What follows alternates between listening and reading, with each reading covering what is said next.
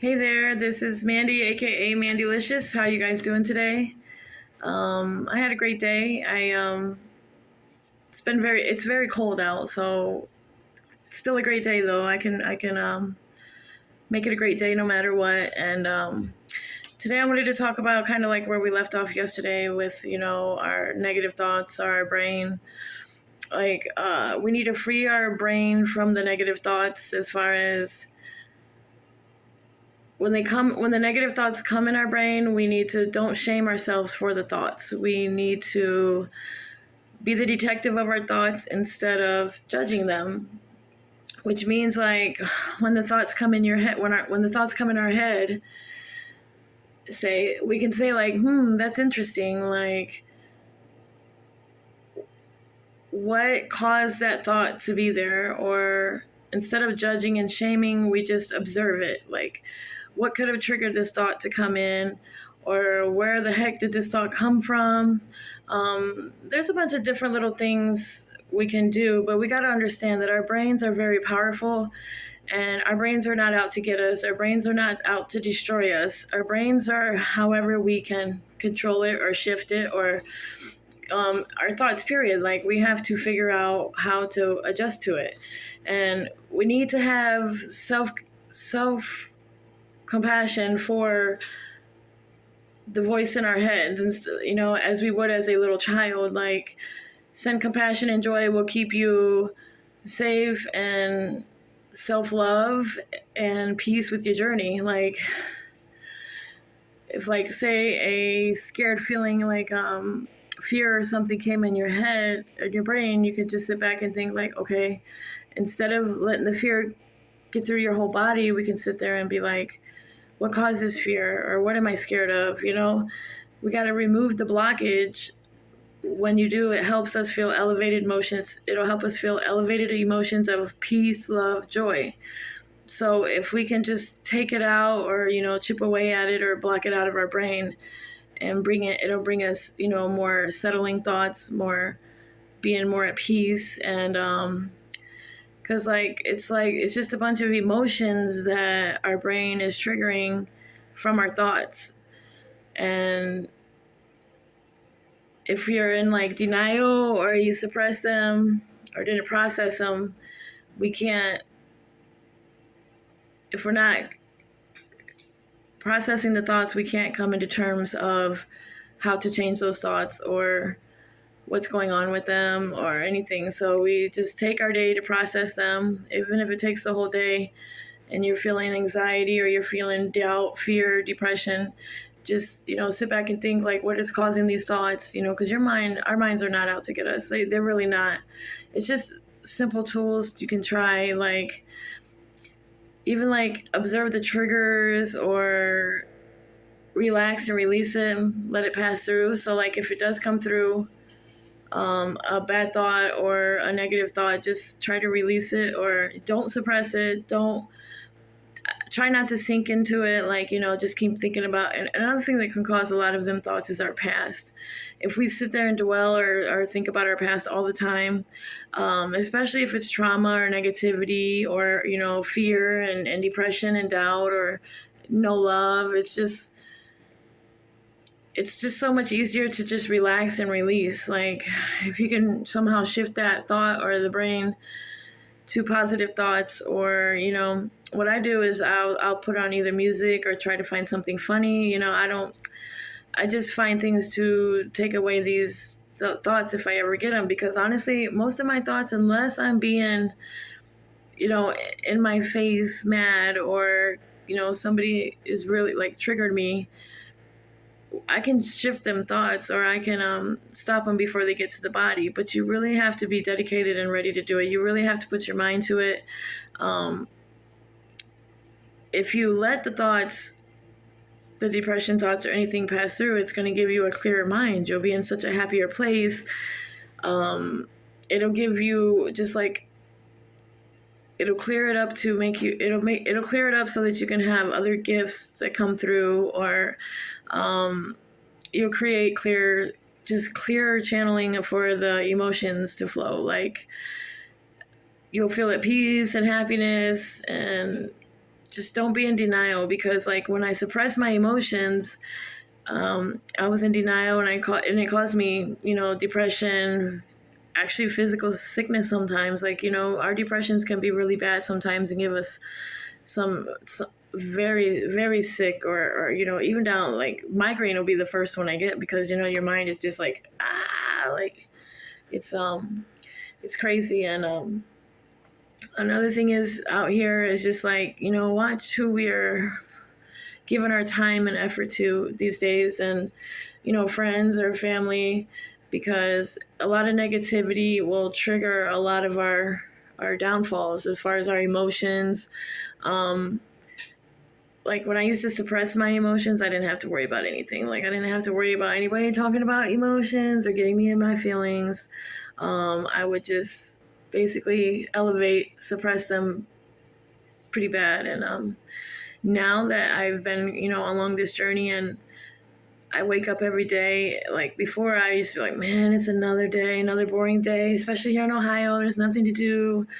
But you know what? Our days and our nights and everything is what we make of them. Like it's our choice to figure out what we want to do and with our life. I mean, even if you're at home for the whole winter time, you could do anything. Like me, I write poems.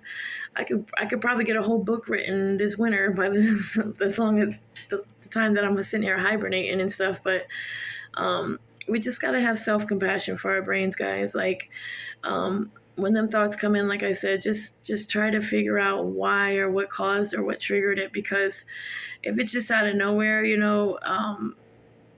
there's definitely a way to try to shift that, even if you have to pray, if you have to, think positive things, or like, why are you in my head? Why is this depression hitting me right now out of nowhere? Like, what just happened? Because sometimes we can literally be doing nothing, and the demons or mental abuse or anything just it comes straight through our brain, and it's just like all of a sudden we get our body is just triggered to be, want to go to bed, or anxiety, or just totally flips our attitudes and our behavior and our personality, and it sucks. But like, we're all human, and we don't handle things the same way, and we're all different, and a lot of things with people got to be handled differently, because there's never one answer for everybody on help or how to heal.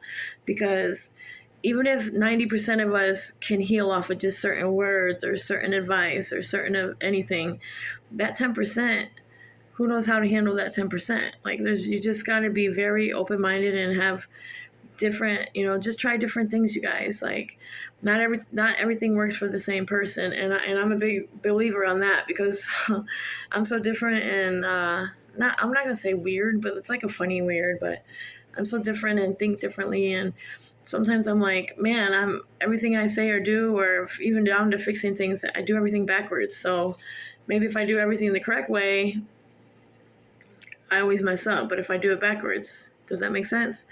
But yeah, it's just we also got to watch our surroundings and who we let around us, because a lot of our so-called friends or our family that is always our family no matter what, it's not easy sometimes, because either we have the great heart and we get put in a lot of positions where we get either screwed over, or invasion of our privacies, or anything that has to do with our brain being triggered off of any kind of negative thoughts or anything. So we just gotta watch who we hang around with. Like me, I'd rather be by myself. I mean, I've actually gotten used to it. I feel more in tune.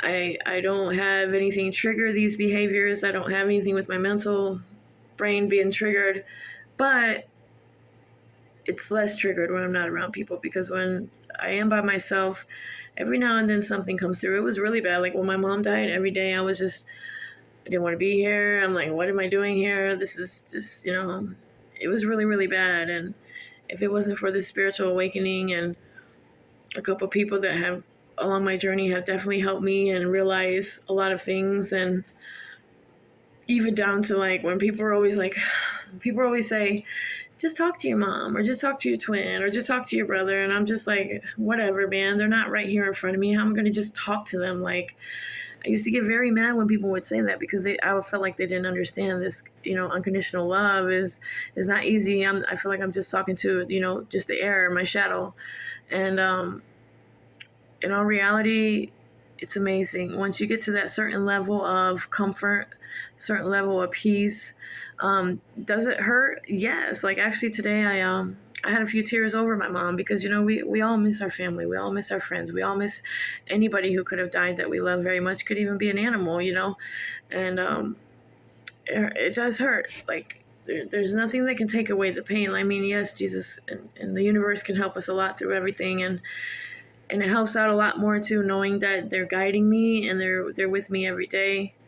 But when they first died, I never thought of it like this, or just my whole shift brain of transformation since I've been on this journey has been so amazing, because I see 333 all the time, and I believe that's Mindy Mom and Ryan. And down to my brother, I actually sent him that poem and wrote him that a little letter that day. It's been about a week and a half.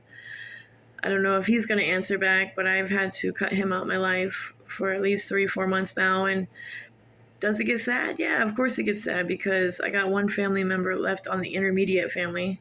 I have family, guys. It's just the ones you grew up with every day, all day. And I have one brother left that's, like I said, he's in jail, and I pray for a miracle or something happens that, God touches him or the universe and he realizes, like, get out and do the right thing. We're all sinners. We all mess up, but I really hope he gets another chance. He does deserve it. We've been through a lot, just like everybody else. And a lot of us handle things so differently. Like when I first moved here from Florida to take care of my mom, I used to be so mad at him. I didn't think I could forgive him, but of course I did.